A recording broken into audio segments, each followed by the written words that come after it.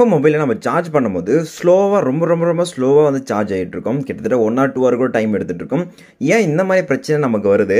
So இதை வந்து நம்ம எங்கே எப்படி கண்டுபிடிக்கலாம்? ஏன் நம்ம மொபைல் இவ்வளோ ஸ்லோவாக ஏறிக்கிட்டு இருக்கு அப்படிங்கிறத நீங்கள் ஈஸியாக செக் பண்ணிக்கலாம். ஃபார் எக்ஸாம்பிள் பார்த்தீங்கன்னா, இப்போ என்னோட மொபைலில் நான் சார்ஜ் பண்ண போகிறேன். ஸோ இதோட ஸ்டேட்டஸ் நீங்களே பாருங்கள் எப்படி இருக்குது அப்படிங்கிறது.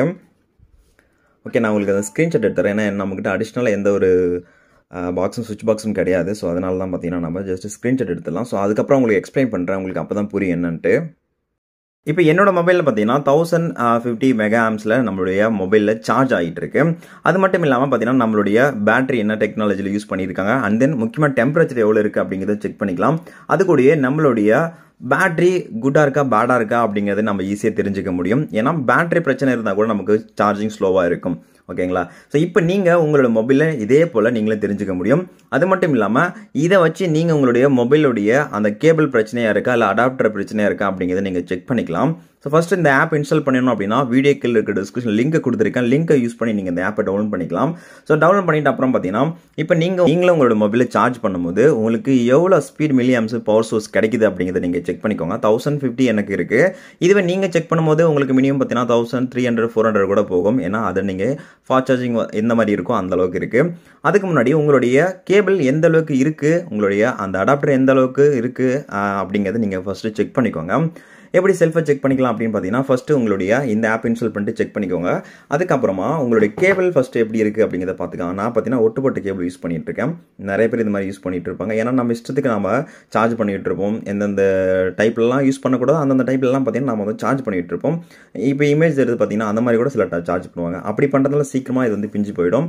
அண்ட் தென் பார்த்தீங்கன்னா ஸோ இந்த பிஞ்சு போகக்கூடாதுங்கிறதுக்காக இதுக்காக சில ப்ரொடக்ஷன் வந்து கொடுத்துட்டு இருக்காங்க. பார்த்தீங்கன்னா ஸ்ப்ரிங் மாதிரி இருக்கும், லப்பரில் பிளாஸ்டிக்கில் இந்த மாதிரிலாம் ஃப்ளிப்கார்ட் அமேசானில் இருக்குது. அந்த மாதிரி யூஸ் பண்ணிக்கோங்க. அப்படி பண்ணுறதுனால நம்மளுடைய டேட்டா கேபிள் லைஃப் வரும்.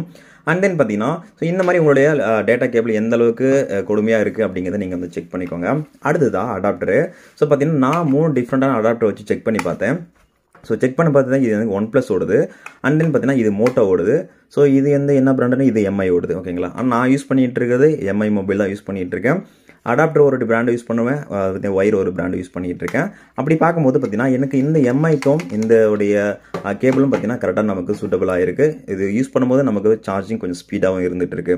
ஓகேங்களா? ஸோ அந்த மாதிரி நீங்கள் உங்களுடைய டேட்டா கேபிளை மாற்றி யூஸ் பண்ணி பாருங்கள். உங்கள் ஃப்ரெண்ட்ஸ் சர்க்கிளில் வீட்டில் இருக்கவங்களுடைய மொபைலுடைய சார்ஜிங் கரெக்டாக இருக்கா அப்படிங்கிறத செக் பண்ணி போங்க. ஒருவேளை உங்களுடைய மொபைலில் உங்களுடைய பிராண்டான நீங்கள் யூஸ் பண்ணிகிட்டு இருக்கிற மொபைலுடைய சார்ஜ் ரொம்ப ஸ்லோவாக இருக்குது அப்படின்னா செக் பண்ணி பார்க்கும்போது மற்ற மொபைல் ஏறும்போது ஸ்பீடாக ஏறிச்சு அப்படின்னா உங்களுடைய மொபைலில் தான் உங்களுடைய மொபைல் கேபிள் இல்லை அடாப்டர் பிரச்சனையாக இருக்கும். அதை நீங்கள் சேஞ்ச் பண்ணுற மாதிரி இருக்குது. ஸோ இது நீங்கள் ஓரளவுக்கு அண்டர்ஸ்டாண்ட் பண்ணியிருப்பீங்கன்னு நினைக்கிறேன்.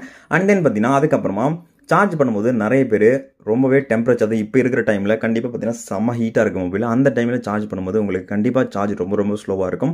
அதனால் மொபைலில் கொஞ்சம் கூலான அப்புறமா நீங்கள் சார்ஜ் போடுறது பெட்டராக இருக்கும்.